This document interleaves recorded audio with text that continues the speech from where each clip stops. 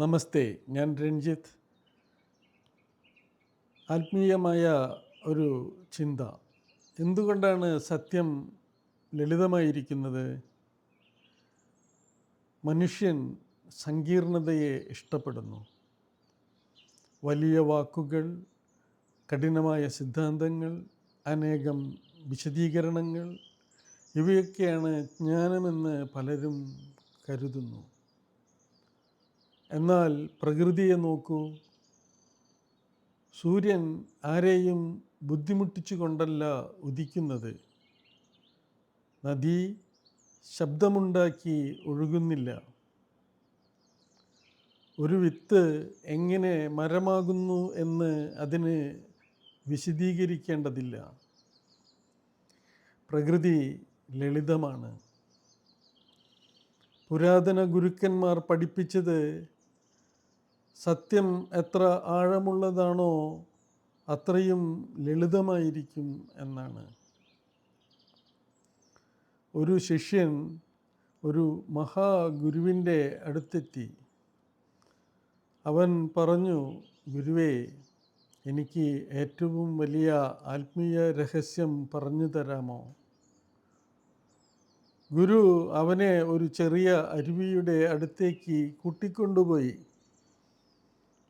വെള്ളം ശാന്തമായി ഒഴുകിക്കൊണ്ടിരുന്നു. അവർ കുറച്ചു നേരം ഒന്നും സംസാരിച്ചില്ല. പിന്നീട് ഗുരു ചോദിച്ചു, ഈ അരുവി ഒഴുകാൻ ശ്രമിക്കുന്നുണ്ടോ? ഇല്ല.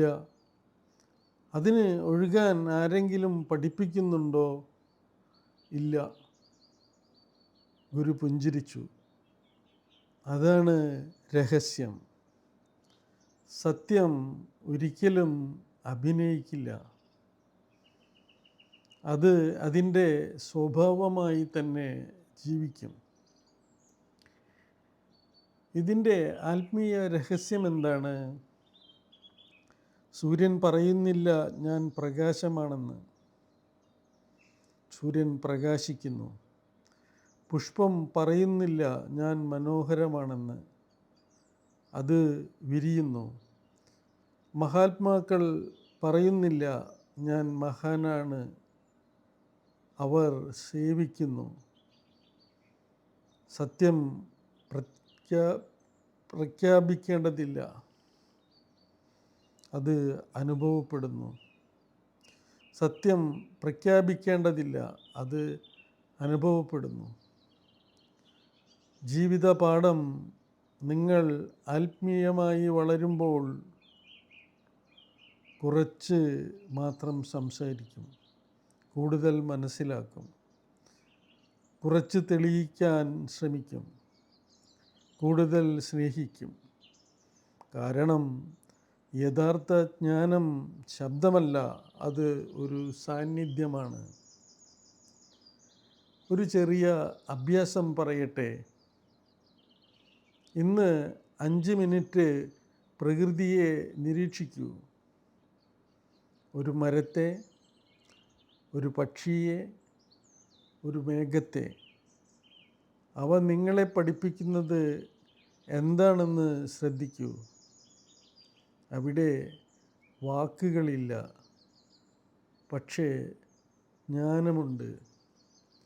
ആത്മാ നമസ്തേ. ഞാൻ രഞ്ജിത്ത്. സത്യം സങ്കീർണമല്ല, അത് മനസ്സാണ്.